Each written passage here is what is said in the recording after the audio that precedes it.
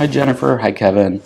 I received your email yesterday and I wanted to address the question about the flood question, and I thought this was a great time to kind of go over some changes that are going to take effect in sometime in March of 2020 up until 2021. And I was going to originally ask for a meeting, but I thought since your schedules are so hectic that it might just be easier to do a quick video on this and upload the link so that you guys can take a look at it when you have some free time. So basically, when Harvey occurred, we had about 52 inches of rain total, and 365,000 homes were damaged. Well, the National Flood Insurance Program earmarked about $5 billion for Houston in the recovery efforts, but with that money came a certain set of rules that Houston had to abide by in order to get the money.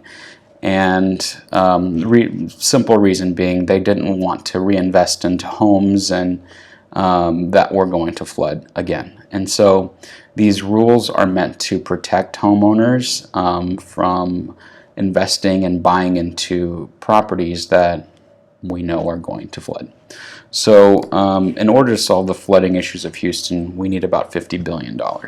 So we've only been earmarked about $5 billion. So we've got a ways to go, but these rule changes that are going to go into effect are going to have a profound impact on your premiums for flood insurance and also neighborhood and home values. So to answer your question, basically all of Houston is in the floodplain. So whether today you look at a map and a home is in the 100, 500 year or not in any floodplain, those maps are all outdated and they don't mean anything. And so with that said, how did we get here? Well, let me show you an example of why that doesn't matter. If we look at the structures that were flooded during Harvey, and we take the structures in the 100 and 500 year and we add them together, we see about 60,000 structures were flooded. But take a look at this number, 90,600 homes that were not in the floodplain flooded. So it doesn't really mean anything. What you need to know is in Houston, anything can flood, and you need flood insurance. So just because it doesn't show up on a map, it shouldn't give you a false sense of security. Now, the reason Houston floods a lot is because it's very flat. Proximity to the Gulf and the topography has really changed. Really briefly, Houston's landscape used to be dominated by this type of grass. And this type of grass has these really long extended roots that extend into the ground. Well, and these used to absorb a lot of water. Well, look at the 6-foot root system in this grass, and this grass has been replaced with the modern day grass, and this is what dominates the landscape now in Houston. You can see the root system is only a couple inches, and so that has a profound impact on the soil in absorbing the water, and the fact that it's clay doesn't help. And clay is not a good absorber of water. So we've got a lot of concrete, a lot of new construction, and a lot of these elevated structures are causing water to run off the concrete and into older neighborhoods like Oak Forest, where they never flooded before, they're now flooding. And so some of the changes that are occurring, which I think you need to be aware of. So if we look at a flood map today, they're all outdated, like I said. So if a home is in the 100-year floodplain today, expect it to be in the 20-year floodplain going forward. If it's in the 500-year floodplain, expect it to be in the 100-year going forward. And if it's not in any floodplain, then there's a very good chance that it may be in 1 or 2 years. And so this can have a profound impact on your premiums. And so another factor to consider is that a lot of the costs have been traditionally subsidized in Texas. So if we look at this slide really quickly, we can see that the National Flood Insurance Program is broken. So a lot of our costs have been subsidized by Louisiana, Rhode Island, and South Dakota. And so the lowest users have been paying the most premiums annually. And so these states are saying they've had enough, and so Texas needs to pay its fair share.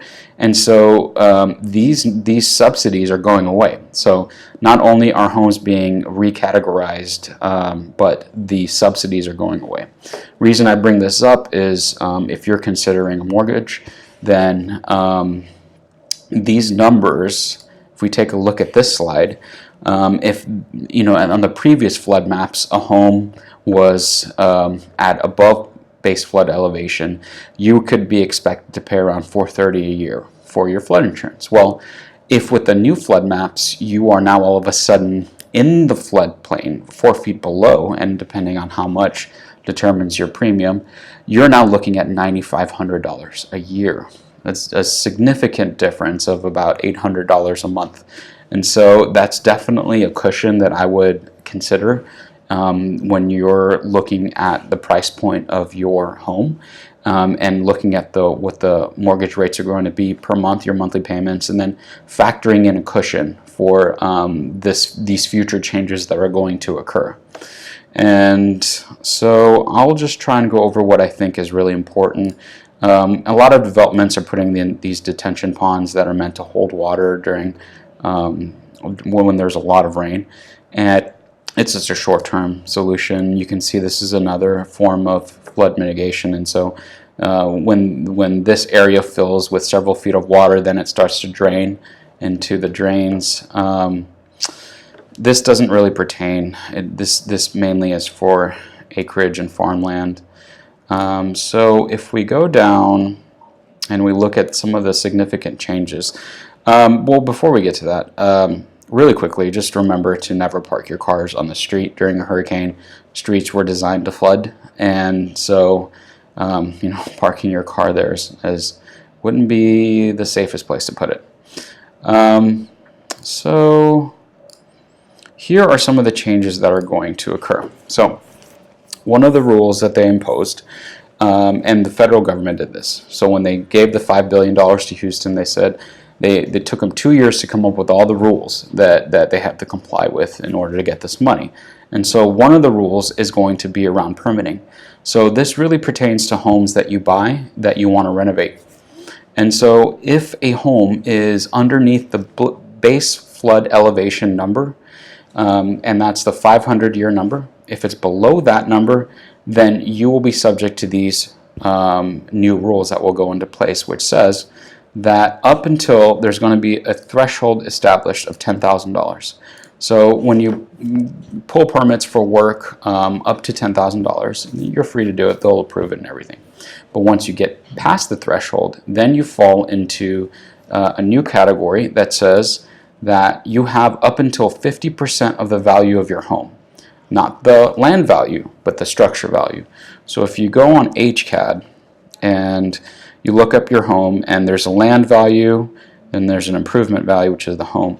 You have until half of that amount that you can spend on renovations, and the permits will be approved. Anything above that value, and all of a sudden your permits will not be approved, which until you raise the home several feet above the base flood elevation, and once that's complete, then they will allow you to pull permits on work. And the reason they did this is they say that they're protecting the homeowners. They're tired of homeowners getting the money from the flood insurance program and basically reinvesting it in homes that we know are going to flood again. And so they're doing this to protect the consumer.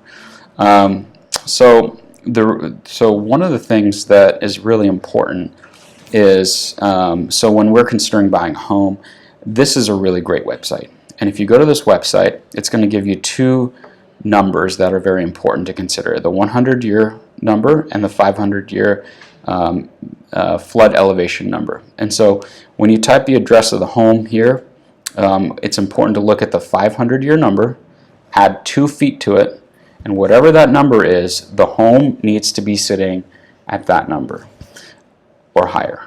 If it's not at that number, then you can expect your flood insurance premiums to be much higher than what they currently are, and also you'll be subject to the renovation guidelines, which will essentially require the home to be raised at some point Otherwise, legal improvements can't be made, so you can't pull permits. And so if we go down, what that looks like. So when we go to put in an offer on a home and we enter the option period, that's kind of when you do all your due diligence.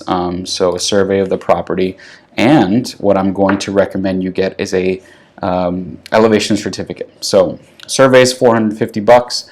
Now a elevation certificate becomes paramount, and that can cost anywhere between $400 to $600 depending on the square footage of the home and whatnot. So what that's going to look like is on the survey, it'll tell you the base flood elevation of the home, both in the 500 and the 100-year plane. And so you take the 500-year number, and then you compare it to that number that I showed you on the website. And here's a good example. So if the website said that the 500-year base flood elevation number was 58.5 feet, and your home base flood elevation is at 57.4, your home is prone to flooding. And so in this case, your flood insurance premiums would be much higher, and also you would be subject to those renovation guidelines. So I think this is really important because we don't know how the city is going to release these new flood maps. If they do it neighborhood by neighborhood, it could have a profound effect in the short term, because if you all of a sudden put a clump of homes that weren't in the floodplain, you're gonna get a lot of selling activity and not enough buyers, and then all of a sudden the home prices are going to start going down. So the city might release everything all at once. The whole city will get a new flood map. That's great, but the problem with that is, to get to that stage, they're going to get certain neighborhoods done first, and they're going to have to hold on to that information and not release it. The argument being that it could impact lives in the interim. So I don't know what the city's going to do. No one really does. If they release it all at once, which is what I think they should do, then there won't be a huge effect in the real estate market. But if they do it neighborhood by neighborhood or block by block, then it could have a short-term impact on home prices at that point. Now, what I will say, in terms of new construction, they're getting away from this type of slab where it's filled dirt with a slab of concrete on top, because this tends to not be as stable and everything settles. So they're going to go to pier and beam. So all homes in Spring Branch, Memorial, Westview, they're all going to be pier and beam moving forward. Now the other thing I wanted to really quickly cover is when we see the descriptions, room for a pool, I would stress caution, because another rule change that's going to occur is in relation to the impervious area percentage. So this is the area in your backyard which will be set aside. They haven't said how much that's going to be, but let's look at this example. So this is the home, here's the driveway, and this is the impervious area. So these percentages are increasing, and what they're going to say is there's going to be a certain percentage of green space in your backyard that has to be green space for drainage issues, to help with that. And so you won't be allowed to put a pool or a porch or anything that covers that in the impervious area. So when we see descriptions that say room for a pool, those realtors can really get in trouble by saying that. So we've been discouraged from saying that because we don't know what these numbers are going to look like. So we definitely should look at, when we're looking at homes, that if they back up to a creek or drainage or something, really need to consider the fact that that area from the property line to the creek may be increasing to where you may not be able to put a pool in. So these are all things that I kind of do in the background, but I wanted to inform you guys about these new rule changes just so you're aware. So to answer your question, even if a home is not in the 500-year or 100-year floodplain right now, doesn't mean it won't be in 2 years. So definitely keep that in mind. I'll end on a high note, and I will say that we've got 12 projects earmarked right now in Houston, and each one of these projects are one of them is 50 million. Here's another one that's 50 million. Here's one in downtown that's 163 million.